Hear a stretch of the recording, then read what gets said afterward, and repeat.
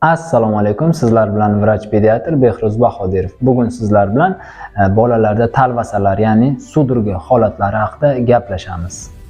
Bolalarda talvasalar sabablari juda ham ko'p va turlicha bo'ladi. Shunday bo'lishiga qaramasdan eng ko'p talvasaga sabab bo'luvchi omillar bu bolaning yuqori tana harorati talvasaga sabab bo'lishi mumkin. Bundan tashqari bolalarda bosh miya travmalari, ya'ni boshi bilan urilsa, boshi bilan yiqilsa, mana bu holatlar sudurgilariga, talvasalarga sabab bo'lishi mumkin. Va yana bir keng tarqalgan sabablardan biri bu bolalar organizmida kalsiyning yetishmovchiligi talvasaga sabab bo'lishi mumkin. Talvasa sabablari turlicha bo'lishiga qaramasdan uning ko'rinishi odatda bolada og'iz ko'pirishi, xirillab nafas olish, orqaga tashash, yoy kabi, ya'ni kamon kabi bolalarning bo'lib qolishi, bundan tashqari ko'karish, es hushining yo'qolishi kabi belgilar bilan namoyon bo'ladi. Talvasa holatida odatda yordam beraman deb ko'pchilik bolalarga zarar berib qo'yadi. Buning asosiy sababi og'iz bo'shlig'iga turli metal jismlarni, ya'ni qoshiq, vilka, yana shunga o'xshash narsalarni tiqib og'izni ochish, ya'ni jag'ni ochishga urinish bolada travmaga sabab bo'ladi va holatini og'irlashtirishi mumkin.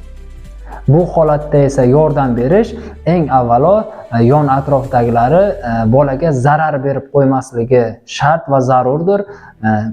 Zarar bermasligi uchun og'iz bo'shlig'iga turli jismlarni tiqmaslik tavsiya qilinadi.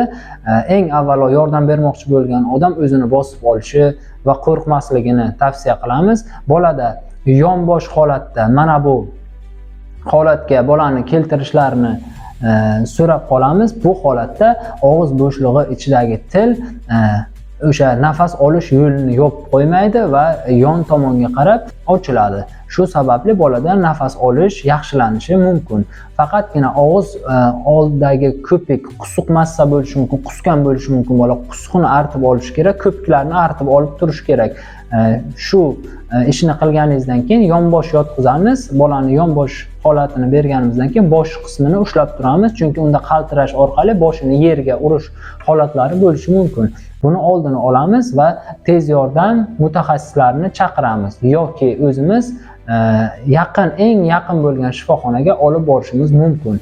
Bu holatda yordam faqatgina yonbosh yotqizish, og'iz bo'shlig'ini artib turish, uni ham tashqi tomonni ichiga qarab kirishga urinish hojat yo'q. Og'iz bo'shlig'ini tozalab turish, yonbosh qilish va tez yordam xodimini chaqirish yoki mutaxassisga bolani olib borish bu eng to'g'ri va eng tez qilingan yechim hisoblanadi. Buning sabablari topiladi vrachlar tomonidan va davo choralari ko'rilgach, bolada xudo xolasa o'tib ketish ehtimoli bor, ya'ni yaxshilanish ehtimoli yuqori bo'ladi. E'tiboringiz uchun rahmat. Videomiz foydali bo'ldi degan umiddamiz. Bizni kuzatishda davom eting. Ijtimoiy tarmoqlarda sahifalarimizga obuna bo'ling.